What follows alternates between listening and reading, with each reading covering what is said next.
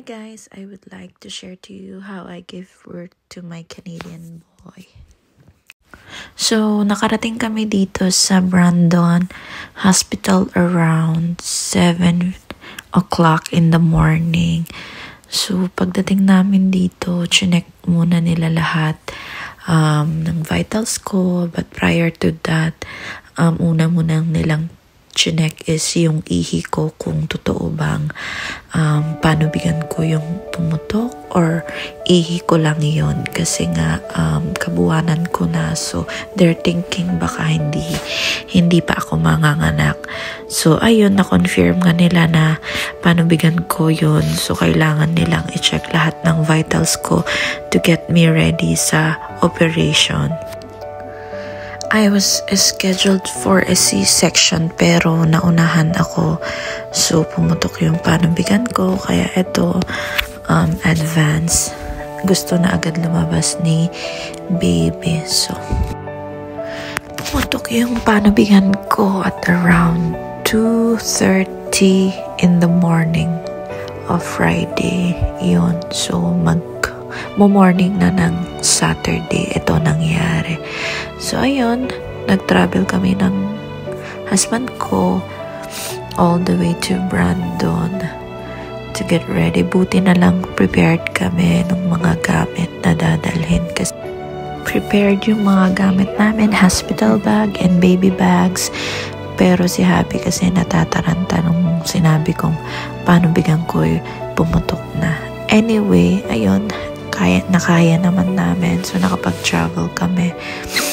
Tsaka lagi kasi akong nanonood ng mga birthing vlogs, anong mga dapat i-prepare. So, a month prior ng due date ko ay nakaprepare na yung mga gamit na kailangan naming dadalhin. So, yung gamit lang ni husband yung hindi nakaprepare that time na pumutok yung panubigan ko. So, going back, after na ilagay ng nurse yung dextrose ko, so dumating yung isang nurse from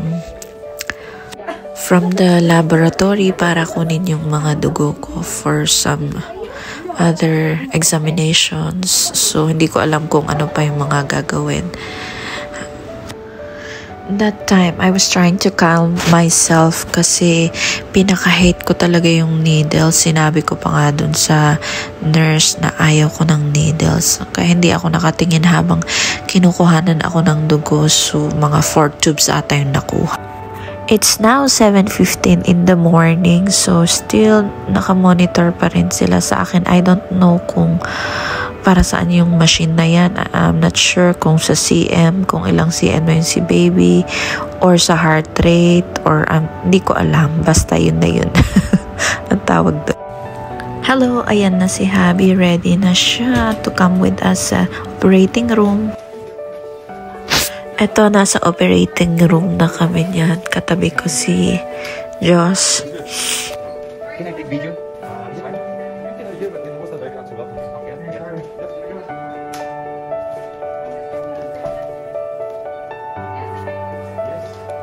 Nagpaalam pa si Josh na kung pwede siyang mag-video. Kasi hawak-hawak niya yung phone. Pero naka-video na siya. Kanina pa. Anyway. Nung time na to, init ako. As in, init ako. Tapos nahihirapan akong huminga. Pero syempre iniisip ko, kailangan kong magpakatatag kasi nga ongoing yung operation. So, ayun. Tapos kinakwentuhan lang ako ni Josh. Tapos sabi niya, huminga ako daw. Breathe in, breathe out. Tapos, yung merong nakatayo, doctor din, a surgeon sa taas, or katabi namin, katabi ni Josh.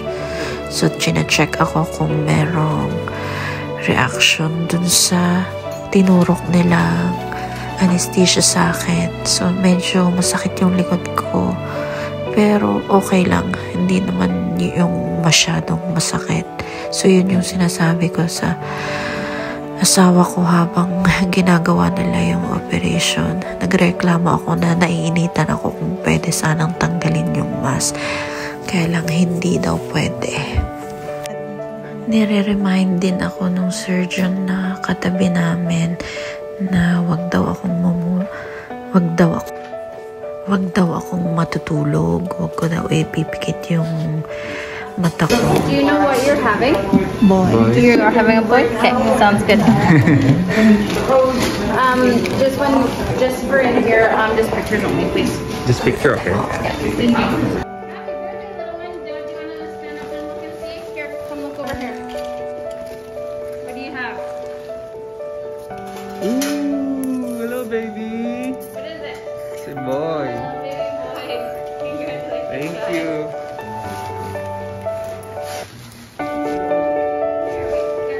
So they're just gonna get him cleaned up and then you can get some pictures here in a minute, okay? Because they're just gonna kind of be in your way.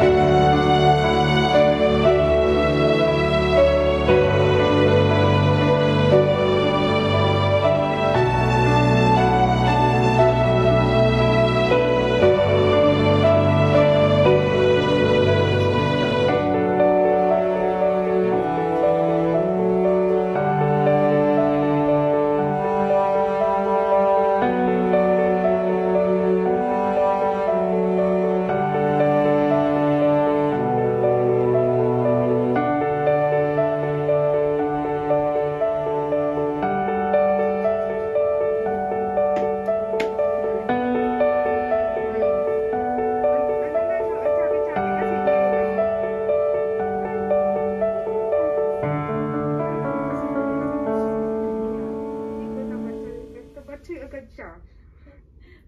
Nagbatsoy. Wala, hirap ako sa gatas eh. Tama yan. Nalala ko pala.